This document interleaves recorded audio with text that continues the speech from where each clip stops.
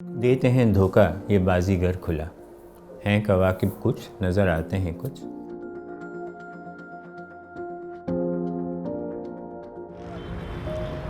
مانا جاتا ہے کہ ہیومن برین دنیا کا سب سے پاورفل آرگن ہے، لیکن دنیا میں ایک ایسی انڈسٹری بھی موجود ہے جس کو کچھ حد تک کنٹرول کرنے کے لیے کھربوں روپے کا استعمال کرتی ہے۔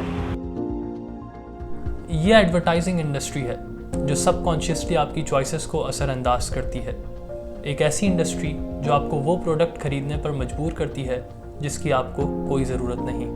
اس میں دماغ کے ان حصوں کو اسٹیمولیٹ کرتے ہیں جو کہ ہارمونز جو کہ ہمیں اچھا محسوس کرواتے ہیں وہ ریلیز کرتے ہیں۔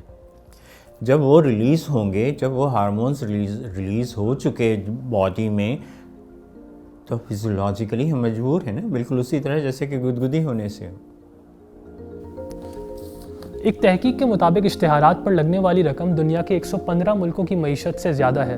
ایسا کیوں ہوتا ہے؟ اس کی کئی وجوہات ہیں۔ Because right now, probably since last 70 to 60 years, advertising is not just being used to inform the customers, but the advertising industry is also trying to manipulate customers' emotions, اس کی insecurities کو سمجھ کے ٹیپ کر کے اس کو they're trying to convince کہ بھائی اس product کو تم نے اگر استعمال نہیں کیا تو your life is like shit, it's not worth living۔ ہم اپنی زندگی کا 98% حصہ دوسروں کے لیے گزارتے ہیں، اپنے لیے نہیں گزارتے۔ جب ہم یہ کہتے ہیں کہ لوگ کیا کہیں گے، تو اس کا مقصد یہی ہوتا ہے کہ ہم اپنے لیے نہیں کر رہے ہیں کچھ، ہم لوگوں کے لیے کر رہے ہیں۔ ٹھیک ہے، تو اسی چیز کا، اس انسیکیورٹی کا، اس بات کا فائدہ اٹھاتے ہیں ایڈورٹائزرز۔ لیکن ایک طرف کچھ لوگوں کا یہ بھی ماننا ہے کہ اس میں ایڈورٹائزرز کی نہیں بلکہ خریداروں کی غلطی ہے۔ میں ہمیشہ یہ کہتا ہوں کہ electricity, for example, is a very powerful thing. It lights up a dark room. But اگر ہم جا کے بجلی کی تار کو پکڑ لیں گے ہاتھ سے تو it will kill me. So do I condemn the electricity and call it unethical? Or do I ask some other questions about myself as to why I went and did what I did that killed me? Originally تو advertisement کا مطلب ہے کسی چیز یا product کے بارے میں انفارمیشن دینا، لیکن پھر آتے ہیں ایڈورڈ برنیز جنہوں نے اپنی کتاب پروپیگنڈا کے تھرو یہ بتایا کہ کس طریقے سے ہیومن مائنڈ کو مینیپولیٹ یا کنٹرول کیا جا سکتا ہے۔ یہ ٹیکٹکس اتنے پاورفل تھے کہ جس نے ایڈورٹائزنگ انڈسٹری کے اندر ایک نیا انقلاب پیدا کر دیا۔ Albert Burney is like prominent figure who give the concept of like propaganda in advertisement.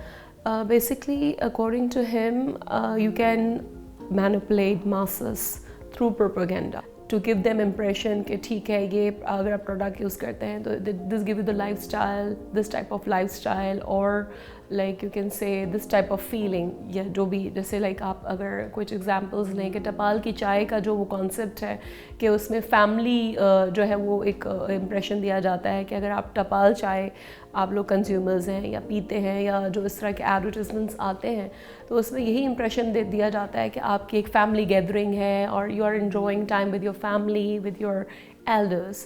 تو ہی گیو دس کانسیپٹ کہ آپ بڑے ایزیلی مینوپولیٹ کر سکتے ہیں اپنے کلائنٹس کو اور اپنے کنزیومرس کو بائی لیبلائزنگ اور by like giving them association with some feelings or with some like product. Edward Bernays, who was the nephew of Freud, Sigmund Freud, he began to use advertising to convince customers to buy into products which they don't really actually need. ٹھیک ہے، for example سب سے پہلا جو اس نے experiment کیا تھا کہ کوئی سگریٹ بنانے والی company Philip Morris probably, and they wanted to penetrate into the female segment of the society. خواتین اس وقت سگریٹ یوز نہیں کرتی تھیں۔ اس نے ایک کوئی پریڈ ہو رہی تھی وہاں پہ نیو یارک میں کہیں پر، اس نے کچھ خواتین کو ہائر کیا اور ان کے ہاتھوں میں سگریٹ پکڑائے اور ان سے بولا کہ آپ سگریٹ پیتے ہوئے یہاں سے مارچ کرتے ہوئے جائیں۔ جو جرنلسٹ تھے ان کو سب سے کہا کہ they were suppose to photograph these families and you know put ads in the, جو ٹیگ لائن لگائی اخبار میں اس میں تھا کہ these women are you know carrying the torches of freedom. ٹھیک ہے، تو وہ ٹیگ لائن جو ہے نا وہ کیپچر کر لیا۔ اب cigarette is not some thing that you actually need, ٹھیک ہے، لیکن وہ ایک ایموشنل آپ کی جو سیلف ورتھ اور سیلف اسٹیم کے کانٹیکس میں ایک چیز جو جا رہی ہے اس کو کیپچر کیا، اینڈ سبسیکوینٹلی خواتین جو ہیں وہ they become the consumer of that particular product.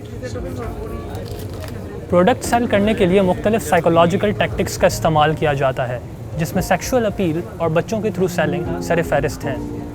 Women models with sexual innuendos. I think this goes into the area of fantasy. And fantasy is a very powerful, recognized, acceptable and ethical form of advertising.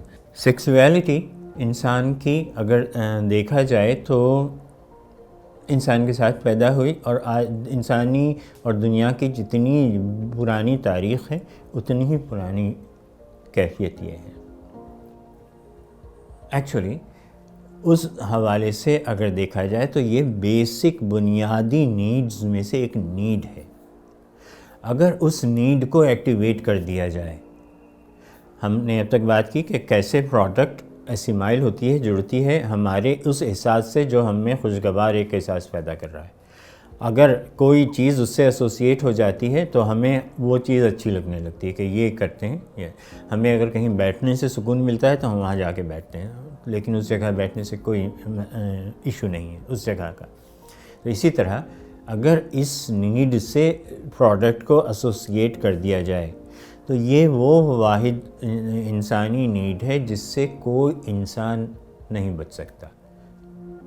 کوئی بھی اچھی یا بری لگنے والی چیز ہو سکتا ہے کہ مجھے وہ چیز بری لگتی ہو، آپ کو اچھی لگتی ہے، لیکن سیکس کے ساتھ اگر اسے اسیمائل کر دیتے ہیں تو وہ پھر کسی انسان کو اچھی یا بری لگے، کسی کو لگے گی کسی کو نہیں لگے گی، یہ اس کے پھیرے سے ہم نکل جاتے ہیں. وہ ہر ایک کو پھر ہر ایک کے لیے ایکسکویزٹ ہو جاتی.